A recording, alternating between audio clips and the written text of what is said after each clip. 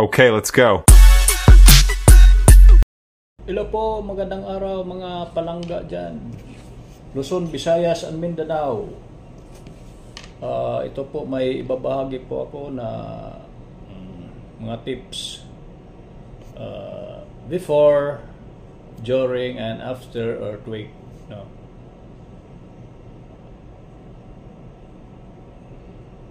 Number 1, drop.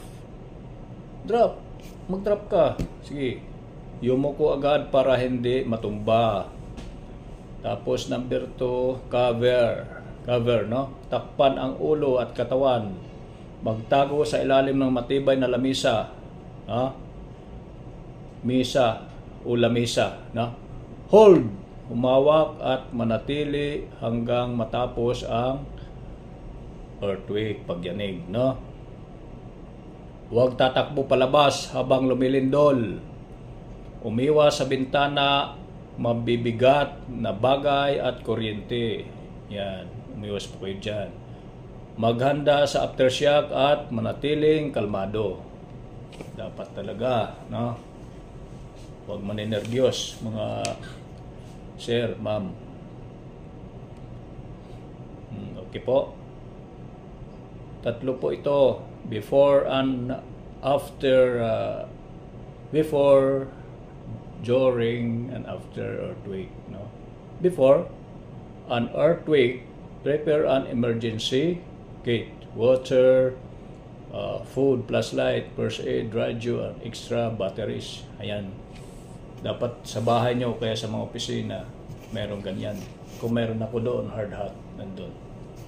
Tapos ang flashlight, no? Nakahanda palagi yan. Hindi natin alam yung sakuna kung kailan darating. Know the safe spots in your home or workplace, under study tables, away from windows, no? Yan, dapat sa opisina nyo yung mga table nyo matitibay po. Just in case, pag lumindol, sisilong kayo dun sa yung ulo, kahit ulo lang. Hindi, baga bumagsak naman, hindi natin alam yan. No? Yung ulo, importante makabira ng study table. Anong study table? Matibay na lamisa, no? Yan dapat sa mga opisina, no? May matibay na mga lamisa. Okay? Para mataguan ng ulo pag lumindol. Secure heavy items, cabinet, appliances, mirrors, so they won't fall, no? Yung hindi mahulog, no? I-secure yung talian, yung habang hindi pa halimbawa may alarm, no? Lilindol. I-secure nyo po yung mga cabinets nyo, appliances, mirror, yalo ng salamin nyo, makakasugat pag lumindol po yan, no? Practice, cover and hold, no? Drills with family or subordinate, work in your work, no? Yung mga empleyado po, workmates, no? Yan, dapat may mga drills dyan, no? During an earthquake, no? Stay calm and don't run outside immediately, no? During yan, ha? During an earthquake, no? Drop your hand and knees. Oh, idadrop niya. Alam niyo naman yan, parang, no? Cover your head and neck. Take shelter under a study table. Yun na nga, yung sinabi ko po kanina. No? Hold until shaking stop. Yan, dapat talaga may matibay na lamisa ka dyan sa opisina mo. No? If outside, move away from buildings, trees, and power lines. Yan, mga kaibigan po, mga sir, ma'am. Halimbawa, nasa labas po kayo, be aware po kayo, halimbawa, may poste sa kuan nyo, sa malapit. Huwag kayo, umalis po kayo, no? Tapos yung mga wire dyan, babagsak, no? Pag lumindol. No? Ganon po yan. Pag, during outside, no? Nasa labas po kayo ng building. Ngayon, kung nagmamanehin naman po kayo, if driving, stop safely and stay inside, no? Huwag kayo lalabas sa sasakyan niyo po. The vehicles until shaking, stop. Yan ang mga tips dyan. Okay po?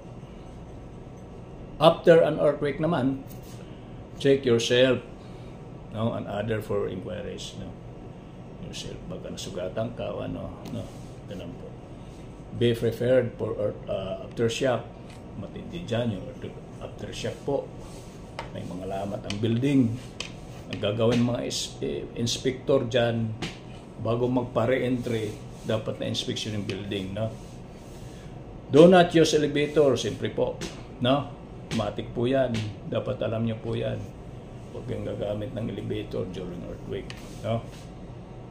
Stay tuned to authorities for updates. Magkikibalita tayo sa mga authorities, no. Siyempre, high-tech na po tayo ngayon. May mga cellphone, no. Updates, di katulad nung panahon mga telegram lang po, no. Ngayon, high-tech, very high-tech na po ngayon. If your building is damaged, leave safely and don't re-enter until declared safe. Yun yung sinabi ko po kanina, no.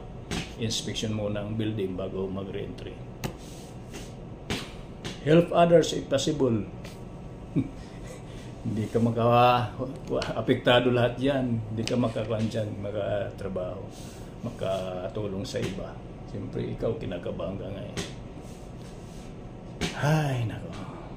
Diyos ko po, sana hindi lumindol po. Thank you, thank you. Thank you po. Binahagi ko po sa inyo yung aking munting kaalaman. Yung hindi nakakaalam, manood po kayo sa aking video. Thank you po.